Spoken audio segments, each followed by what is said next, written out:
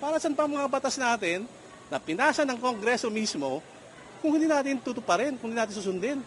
Di ba? Di ba parang awkward, di ba? Mambabatas ka, pero hindi mo sinusunod ang batas. Okay.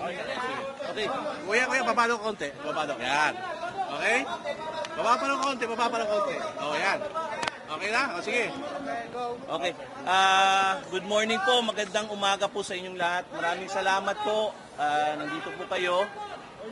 Yung mga questions po ninyo, kay Attorney Danao na lang po, siya na lang po sasagot. Maraming salamat and God bless us all. Thank you po. Ilan po kayo nag-file, sir? Okay. Attorney Mas, Sige, mabilan pa mga kuan. Okay, o, sige na ha. 5 minutes, 10 minutes ha. Okay, okay. O, sige, unang tanong.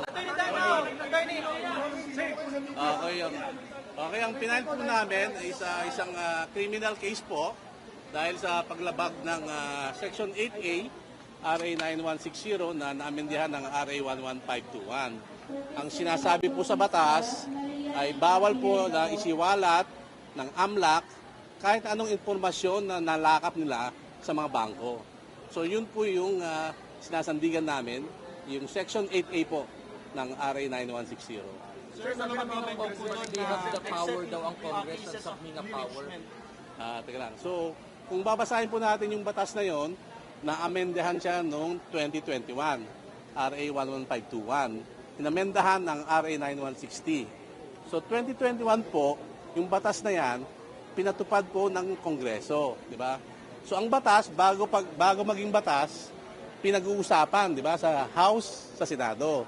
So, kung meron silang gustong exception doon sa batas na yon, dapat nilagay nila.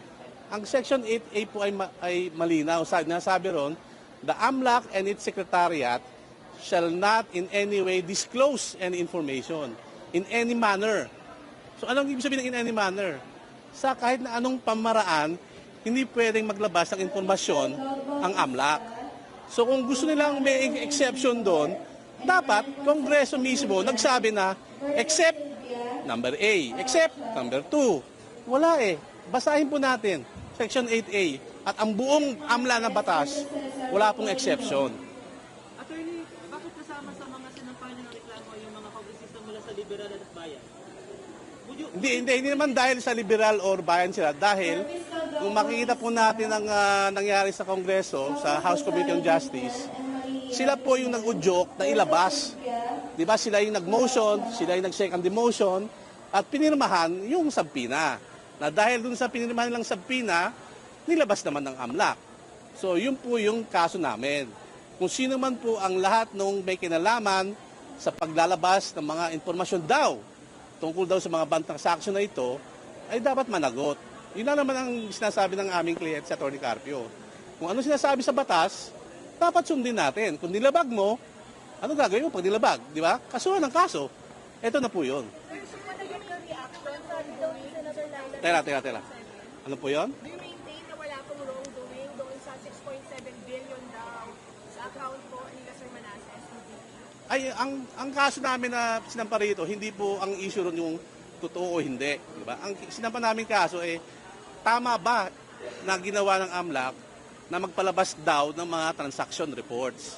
Diba? Ngayon, kung sinasabing totoo o hindi po dito sa piskal na dapat nasagutin yon. Siguro baka dapat sa impeachment court. Diba? Hindi naman po parte ng impeachment si Atty. Carpio.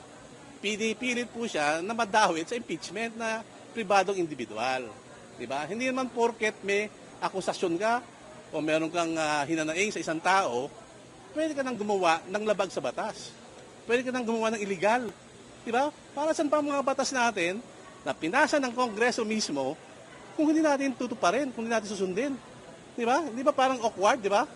Mambabatas ka, pero hindi mo sinusunod ang batas.